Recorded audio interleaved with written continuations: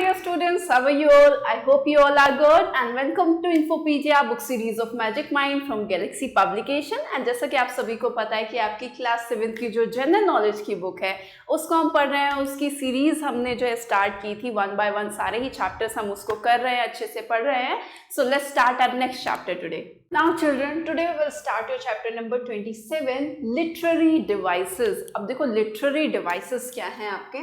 Literary devices are techniques used by writers and add layers to storytelling and convey deeper meaning in their text। अब literary device क्या हैं आपके?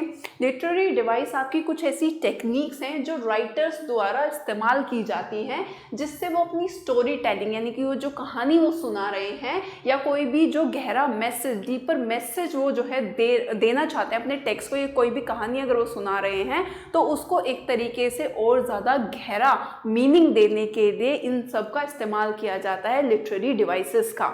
Now they help create effects, evoke emotion and add layer to meaning to a narrative। अब वो क्या करते हैं literary devices में, एक गहरा मीनिंग हम किसी चीज़ को क्यों देना चाहते हैं जिससे वो एक इफेक्ट क्रिएट कर सके, एक प्रभाव बना सके, उसमें कुछ इमोशंस जो हैं वो जगा सके, और क्या हो कि जो आपने नैरेटिव है, जो भी स्टोरी वगैरह आपने सुनाई है या जो भी बात आपने बोली है उसमें जो है एक क्या कर सके, एक गहरा प्रभाव और तरीके से, और उसका मीनिंग, उसका जो मतलब है उसको और ज़्यादा गहरा कर सके। तो ऐसे ही लिटरेरी डिवाइसेस आपकी एक टेक्निक है जिससे किसी भी नैरेटिव में, किसी भी स्टोरी टेलिंग में उसको एक डीपर मीनिंग दिया जा सके। जिसमें फर्स्ट है आपका सिमिली। अब सिमिली क्या है आपका?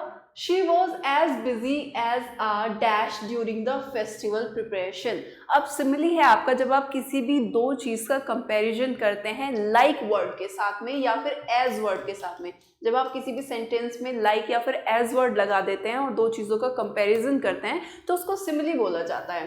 तो यहाँ पर है जैसे एज वर्ड है आपका, she was as busy as a bee during the festival preparation. वो त्योहारों की प्रिपरेशन में इस तरीके से बिजी थी जैसे कि मधुमक्खी अपने छत्ते को बनाने में जो है क्या रहती है, बहुत ज़्यादा बिजी रहती है ना। तो उसमें इसी तरीके से उसको कंपेयर किया जा रहा है कि वो त्योहारों की प्रिपरेशन करने में, तैयारियां करने में इतनी ज़्यादा बिजी थी जैसे कि मधुमक्खी। सेकेंड है आपका मेटाफर। अब मेटाफर क्या है? The classroom was a dash of activity before the exam. अब सिमिली और मेटाफर में डिफरेंस है। सिमिली में जो है हम कंपैरिजन करते हैं किसी भी दो चीज़ का लाइक या फिर एज वर्ड के साथ में, लेकिन मेटाफर में क्या है, इसमें भी हम दो चीज़ का क्या कर रहे हैं, कंपैरिजन ही कर रहे हैं, बट यहाँ पे लाइक या फिर एज वर्ड ऐसा कुछ नहीं आता। जैसे the classroom was a dash of activity before the exam. Classroom जो था वो एग्ज़ाम शुरू होने से पहले जो है क्या था आपका, एक्टिविटी का क्या था, एक्टिविटी का बिहीव का मतलब होता है छत्ता, मधुमक्खी का छत्ता होता है। तो क्लासरूम जो है, जो क्लासरूम था वो एग्ज़ाम स्टार्ट होने से पहले मधुमक्खी गतिविधियों का जो है छत्ता बन गया था। थर्ड है आपका इलिट्रेशन। इलिट्रेशन क्या है आपका? The dash snakes silently slithered through the grass. देखो इलिट्रेशन का क्या मतलब है कि जब आपकी एक ही साउंड या फिर एक ही अल्फ़ाबेट्स आपको जो है वो रिपीटेडली सुनाई दे, मतलब एक ही सेंटेंस में कई बार आपको सुनाई दे जाए, जैसे इसमें स्नेक, साइलेंटली एंड क्या आपका स्लीथर्ड। तो ये क्या है, ये आपका एक ही अल्फ़ाबेट आपको जो है कितनी बार जो है वो सुनाई पड़ रहा है एक ही सेंटेंस में, तो ऐसे उसको इलिट्रेशन बोलते हैं। तो the slippery snake silently slithered through the grass, यानी कि जो आपका एक फिसलने वाला जो सांप था वो शांति से जो है घास में क्या हो गया, मतलब फिसल गया। फोर्थ आता है आपका पर्सोनिफिकेशन। पर्सोनिफिकेशन क्या है आपका? The dash through the trees making them स्वे। अब देखो पर्सोनिफिकेशन होता है कि जब कोई नॉन लिविंग थिंग को हम एक तरीके से लिविंग थिंग करके जो है क्या करते हैं, एड्रेस कर देते हैं। जैसे इसमें आएगा the wind whispered through the trees making them स्वे।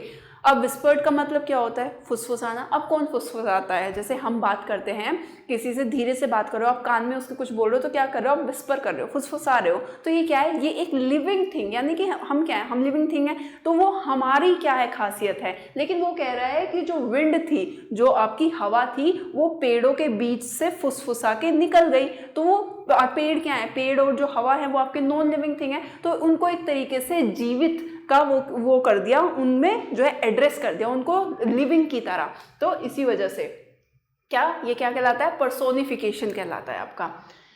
फिफ्थ है आपका hyperbole. I have told you dash times to clean your room. Hyperbole का मतलब होता है किसी भी बात को बढ़ा चढ़ा के बोलना, जैसे कि I have told you 1000 times to clean your room, मैंने तुम्हें 1000 बार बोला है अपने रूम को साफ करने के लिए। अब सीधी सी बात है, 1000 बार तो नहीं बोला होगा, ऐसा तो नहीं है कि कोई 1000 बार ही बोल रहा है, तो ये क्या हो गया, मतलब उन्होंने 2-4 बार बोला होगा, लेकिन उसको बढ़ा चढ़ा कर बोला है कि मैंने तुमसे कितनी बार, घर पे भी आप लोगों ने सुना होगा, मैंने आपकी मदर वगैरह कोई भी आपको बोलता होगा कि मैंने 1000 बार तुमसे कहा है कि अपना रूम साफ रखा करो, या मैंने 1000 बार तुमसे कहा है कि कोई भी चीज़ जो है उसकी जगह पर रखा करो। तो ये क्या होता है कि आपका बढ़ा चढ़ा कर बोलना। तो हाइपरबोल आपका क्या होता है, किसी भी चीज़ को बढ़ा चढ़ा के बोलना। सिक्स्थ है आपका ओनोमेटोपिया। ओनोमेटोपिया क्या है आपका? देखो, ओनोमेटोपिया होता है कि जब आपका जो वर्ड है वो उसकी जो वर्ड है वो साउंड की तरह ही, किसी भी चीज़ की साउंड की तरह ही वो वर्ड भी आपका जो है वो प्रोनाउंसिएट हो रहा हो। जैसे the bacon sizzled in the pan as I cooked breakfast. जैसे मैंने आपका ब्रेकफास्ट बनाया तो पैन के अंदर बेकन्स जो थे वो सिजर्ड कर रहे थे। अब देखो, सिजर्ड जैसा बोला जा रहा है, और जब बेकन कोई भी चीज़ आप पकाते हो पैन में डाल के तो उसकी आवाज़ कैसी आती है, वो भी ऐसी आती है, ऐसी करके कुछ, और वो साउंड जैसी निकल रही है, वो वर्ड भी बिल्कुल वैसा ही प्रोनाउंस हो रहा है, सिजर्ड, राइट। तो ये आपका क्या कहलाता है? ओनोमेटोपिया कहलाता है। ओनोमेटोइपिया, मेटोइया। Now the seventh is oxymoron. अब ऑक्सीमोरन क्या है? देखो, the movie was a dash experience making us both laugh and cry. जब आपके दो ऑपोजिट वर्ड एक साथ आते हैं तो वो आपका ऑक्सीमोरन कहलाता है। जैसे इसमें बिटर और स्वीट। बिटर क्या है? कड़वा। स्वीट कैसा है? मीठा है। बिल्कुल टोटली ऑपोजिट वर्ड है, वो आपके एक साथ आ रहे हैं। कि जो मूवी थी वो आपकी थोड़ी सी कड़वी और थोड़ी सी कैसी थी? स्वीट थी। कुछ ऐसा एक्सपीरियंस था, कड़वी भी थी और स्वीट भी थी, जिसकी वजह से जो है हंसी भी आई और साथ में क्या, रोना भी आया। 8th है आपका आयरनी। आयरनी क्या है? It's quite dash that the fire station burn down. Irony का मतलब क्या होता है कि कोई भी चीज़ ऑपोजिट वे में हुई हो लेकिन फनी तरीके से, यानी कि आपका जैसे यहाँ पर बोला इट्स क्वाइट फनी, ये थोड़ा सा कैसा है, एक तरीके से हास्यजनक है कि जो फायर स्टेशन है वो जल गया। अब कोई चीज़ जली है तो क्या एक तरीके से सीरियस बात है, लेकिन क्या है, लेकिन वो अगर फनी वे में हो रही है तो क्या हो कहलाएगा? आपका आयरनी कहलाएगी। It's quite funny that the fire station burn down. Now 9th is illusion.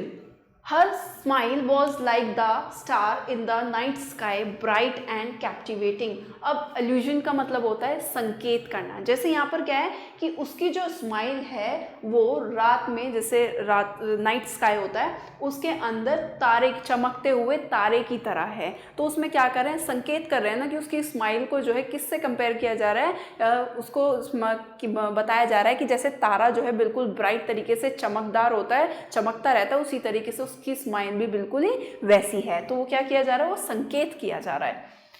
10th आपका इमेजनरी। इमेजनरी चीज़ें तो आपको पता ही है कि किसी भी चीज़ को इमेजिन करना। The garden was filled with the dash of blooming roses and chirping birds.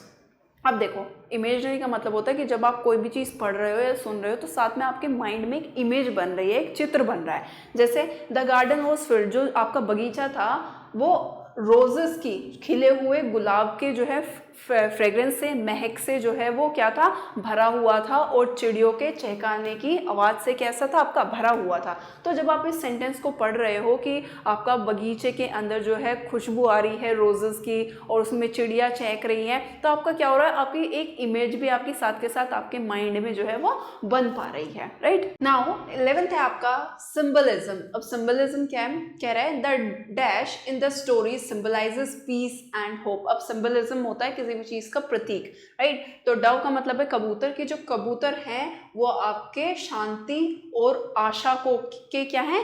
प्रतीक हैं आपके। कबूतर पीस और होप का क्या है? प्रतीक है। 12th है आपका रिपीटिशन, किसी भी चीज का रिपीट होना। I have a dream Martin Luther king junior said repeatedly in his speech, कि जो आपके मार्टिन लूथर किंग जूनियर थे, उन्होंने अपनी स्पीच में बार बार वो यही बोल रहे थे कि I have a dream. 3rd is allegory. Animal Farm by George Orwell is an allegory that uses animals to represent the Russian Revolution. Again, allegory का मतलब भी प्रतीकात्मक ही होता है, किसी भी चीज़ का प्रतीक, सिंबल। तो एनिमल फार्म जो कि आपकी जॉर्ज ऑरवेल ने लिखी है, उसमें जो है एनिमल्स का जो है यूज़ किया गया है। जो फार्म एनिमल्स है, खेत में जितने भी एनिमल्स होते हैं, काम करते हैं, उनको जो है एक तरीके से प्रतीक माना गया है। किसका? रशियन रेवोल्यूशन का, रशियन क्रांति का जो है उनको, खेत के जानवरों को प्रतीक माना गया है। 14 है आपका pun. The chef's favourite herb is dash because it adds flavour to his dishes. अब यहाँ पर देखो क्या कह रहा है कि जो शेफ़ है आपका, उसकी फेवरेट हर्ब जो है वो क्या है? बेसिल। बेसिल होती है आपकी तुलसी। तो जो आपका शेफ़ है उसकी फेवरेट हर्ब तुलसी है, जो कि क्या करती है? खाने का स्वाद बढ़ाती है। अब यहाँ पर उसके दो तरीके से उसका इस्तेमाल हो गया। एक तो शेफ़ की क्या है, वो फेवरेट भी है, और साथ में वो खाने में इस्तेमाल किया जा रहा है, तो खाने का क्या बढ़ा रहा है? टेस्ट भी बढ़ा रहा है। तो उसका दोहरा अर्थ हो गया, डबल मीनिंग हो गया उसका। ऐसे ही लास्ट अगेन फिर से वो पन है। The dash musician was known for his बास guitar skill not his singing. कि जो आपका बास म्यूजिशियन है वो बास गिटार बजाने के लिए जो है उसके स्किल के लिए फेमस है, वो एक सिंगर नहीं है आपका। Clear? So that's all about the chapter. I hope ये चैप्टर आपको अच्छे से क्लियर हो गया होगा। Now if you want to note down then you can note down also. I hope you like this video. That's all for today and thank you for watching.